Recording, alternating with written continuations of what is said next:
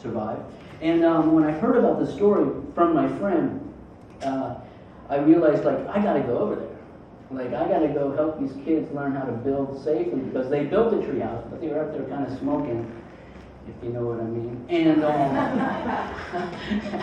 and they started a fire, and the thing burnt down, and they all collapsed out of it. And I was like, oh my gosh, like, okay, there's fire hazards there. And so I went over. I called my friend Russell Simmons, I called Sting, I called Donna Karen, and within 2 hours, I had 60 grand, and I got the guys on the plane, and we went over there, and we spent a month doing a treehouse workshop where we taught these kids that were from like the age maybe 8 to 15.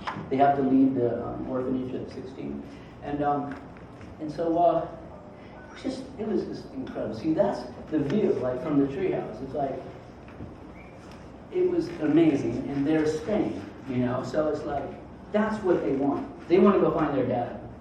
They want to go to Spain because they think that's the golden land. And I was like, and they're like, we can't get visas. And I was like, well, you don't need a visa to go somewhere in your mind.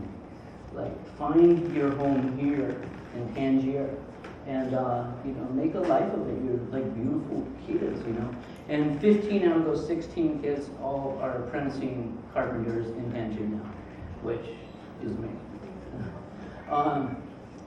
Being over there, I love the lanterns.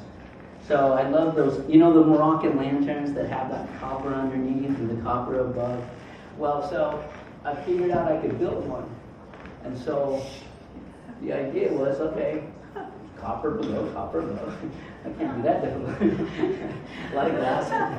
And so the next house that I did was inspired by my experience with those kids and my experience in Tangier and how welcoming they were. It was just, it was after 9/11, and I ate dinner with so many families there. We went to the orphanage, and they put on concerts for us. It was like phenomenal. So yeah, that's another image of it. It's like shows all my weaving of the branches. Again, copper is recycled, again from a church or a synagogue. And there's an internal shot for that globe. So like during the day, it glowed inward. And then at night, it glowed outward. So, just like a lantern will. Up in here, you're going through the branches. I like to create these situations where when you're walking up, you have to get a little small. Like in your mind, you got to get back into that childhood thing. So, I always create them smaller and smaller and smaller, and then you finally get up there.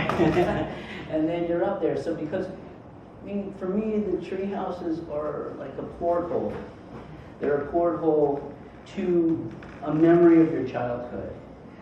It's a porthole to reunite you with nature, and also maybe it's about as an adult reconnecting with your own child or your grandchild.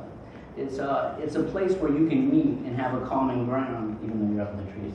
Oh, that's fine. There I am. What we're going to do now is just talk a bit about my process. I've always been an artist. I've been an artist since I was a child. I've never not known an artist's life. So these are initial drawings. This is how I start. This won't make sense to you, but what it is, it's two eyes on a waterfall. And I did make that house. It's, and then this is another night. I'm trying to figure it out. This is about, you create the triangle, and the problem is 2/3 solved. Pythagoras said that. I didn't make that up. A lot of what I'm doing is based on my studies, say on Patanjali and Yoga Sutras, or alchemy, or the Kabbalah. These are probably my three main influences. And so I try to just mix it all together and throw it into a pot and see what comes out. That's a good example of that. That's alchemy. This is a stained glass design based on Druid folklore. And this is like my studies of anatomy. That's how I write. Again, this is Sanskrit here. Over here we have, the cube and the star, which is Kabbalah. And in the end, it is for the children. But again, is it for the children only? No. The adult always says, oh, I want a treehouse for my kid. And I'm like, okay, I've heard this before. Because in the end, the adults move in, the kids are there, they have movie nights, there's a time when they just smoke cigars on the porch, and there's sometimes it's a big picnic, and it's a big sleepover for like all the neighborhood kids. It's, again, it's, maybe you can't get your childhood back, but maybe you can get that sense, that when our imaginations were flowing and we weren't just so locked down with the mundane life. That is what you can get back, and that connection with your family. Thank you.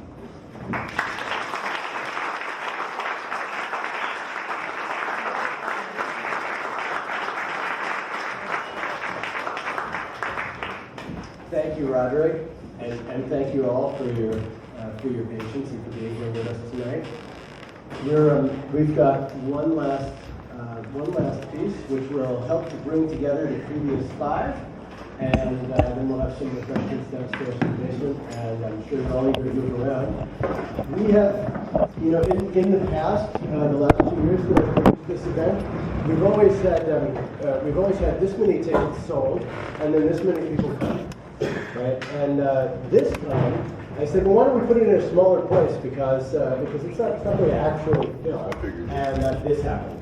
So those of you who are standing, thank you so much for staying with us for all of this time. I'm overjoyed to see such a crowded house, and I hope you've enjoyed these presentations as much as I have.